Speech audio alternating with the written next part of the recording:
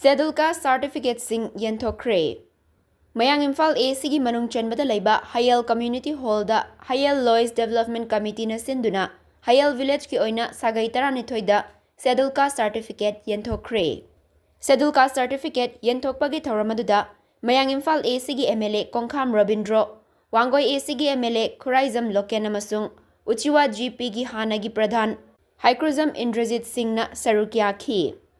Thouram aduga mari leinana MLA Kongkham Robindro na haikibada matam kayagi mamangdagi hairiba SC gi certificate asi mari leinaba che chang kaya fangnaba hotnabada awaba kaya mayaknaduna lakhibani adubu ngasidi mai paklabanina state amadi central gi leiriba schedule caste ki kanabasing asi lawminasi Hayel khul gi oina SC certificate yenthokliba asi khakta natana kendra si gi oina Hangun village ta Sagei Taret aduga Fogbakchau village ta Sagei Taramari gi imung sing su schedule caste fangle haiki